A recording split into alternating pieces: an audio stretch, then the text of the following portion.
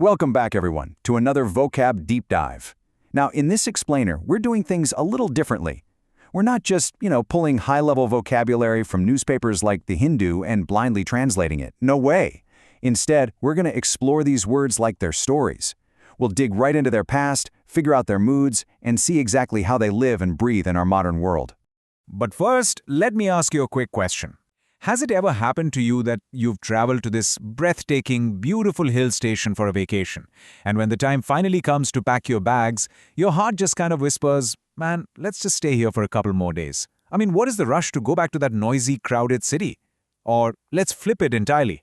Have you ever been sitting at the office with a massively important project deadline literally breathing down your neck, and you just find yourself continuously putting it off?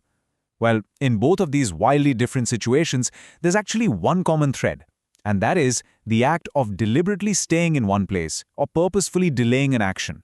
And the classical literary word that perfectly captures both of those exact situations is our word of the day. It's tarry. I'll spell it out for you. It's T-A-R-R-Y. It's a verb meaning to delay, to linger, or to wait. And if you look at the translations, it translates so beautifully in Hindi to vilamb karna, der karna, or thehar jana. It's a formal word for sure, but it has this distinctly literary elegance to it. Now, here's where it gets really interesting. The history of this word is probably going to surprise you, because its past is actually kind of aggressive. Tarry comes from the Middle English word tarrien, which meant to delay or to hinder. But if you dig even deeper into its roots, going all the way back to early Germanic languages, it originally meant to vex, to harass, or to forcefully hold someone else back. It's wild, right? Over centuries of use, the language evolved, completely transforming this confrontational action into something entirely different. This brilliantly illustrates just an incredible linguistic shift. The old meaning was all about stopping others, harassing them or blocking their path. But the modern meaning evolved into something much more internal. It became about holding oneself back. You're making the conscious choice to pause, to not move forward, to simply stop yourself and linger. Isn't it just fascinating how a word born from conflict turned into a word about personal pausing? All right, let's dive into Section 1, the strict official tarry. Listen closely to how it's used in this modern administrative context, like you'd see in a newspaper editorial. The implementation committee was warned not to tarry in submitting their final draft, as the winter session of Parliament was fast approaching. Now, notice the deep context here. The winter session of Parliament is looming. Time is absolutely running out. Therefore, a very strict warning is issued to the committee not to tarry. That means absolutely no delays, no excuses, and no dragging their feet in submitting that draft. Here, tarry is used to describe a strict official delay where stalling is literally unacceptable. Okay, let's completely shift gears for Section 2, the poetic and beautiful Tarry. Listen to this literary example.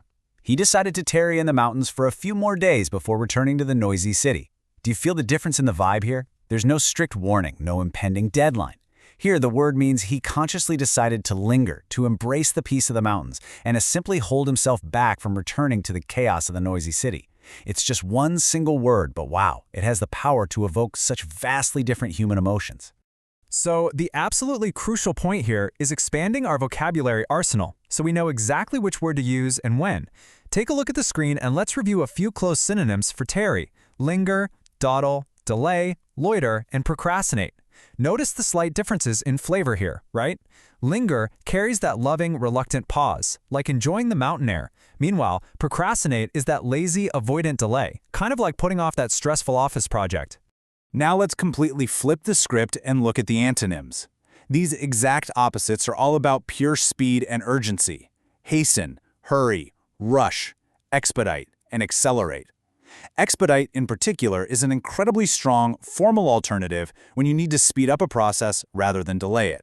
Well, in this explainer today, you didn't just memorize a definition.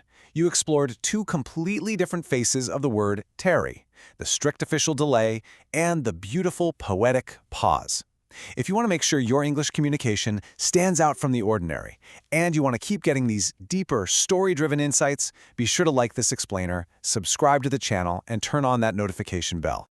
And now, it's your turn. Down in the comments, I want you to create a completely original sentence using the word tarry. Think about maybe a really slow friend or your absolute favorite vacation spot to linger. I will personally pin the best, most grammatically correct sentence right to the top. But before we go, I want to leave you with this thought. In a modern world that is absolutely obsessed with speed, rushing, and expediting every single second of our day, what is the one beautiful thing in your life that actually deserves a moment